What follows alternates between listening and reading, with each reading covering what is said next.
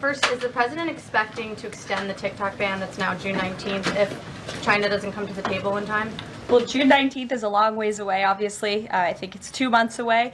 2 months is a long time in the Trump administration, as you have all seen. We work at Trump speed around here. We get a lot done, so definitely don't want to get ahead. The vice president continues to lead these negotiations and talks. The president's involved, and they're ongoing. And then the president previously said he'd consider reducing tariffs on China in order to get a TikTok deal done. Is that option still on the table? Look, the president has made his position on China quite clear, although I do have an additional statement that he just shared with me in the Oval Office.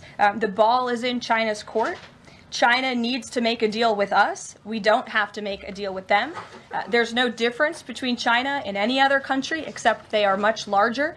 And China wants what we have, what every country wants, what we have, the American consumer. Or to put it another way, they need our money. So the president, again, has made it quite clear that he's open to a deal with China, but China needs to make a deal with the United States of America.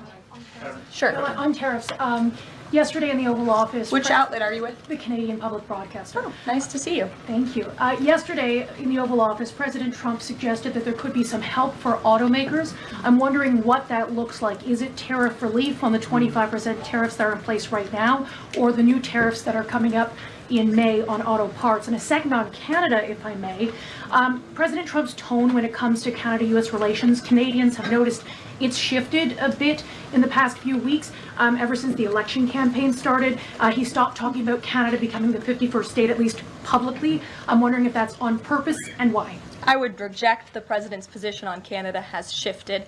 Perhaps he just hasn't been asked about Canada by questions from this group in the Oval Office, but they see him almost every day. But the president still maintains his position on Canada. The United States has been subsidizing Canada's national defense, and he believes that Canadians would benefit greatly from becoming the 51st state of the United States of America. As for autos and auto parts, I don't have anything to read out for you there, but I think the point the president was making is flexibility, and he has flexibility when it comes to negotiations and talks, but ultimately his goal in his fair trade deals that he is pursuing with many countries around the world is to put the American worker first.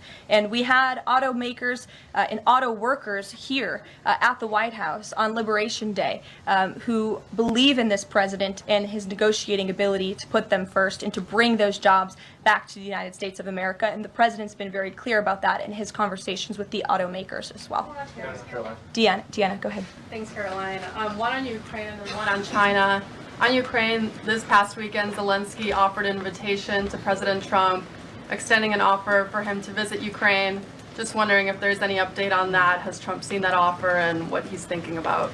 I don't know. Actually, I haven't talked to the president about that, or if he saw Zelensky's offer. I'm sure he did. I haven't spoken to him about it. I can ask him what he thinks. I certainly don't have any plans to share on a potential trip to Ukraine, though. And then on China, this last week, Chinese officials were posting videos on, social media sites depicting Trump, J.D. Vance, Elon Musk in AI-generated videos working in factories, putting together Nike shoes and iPhones and products like that.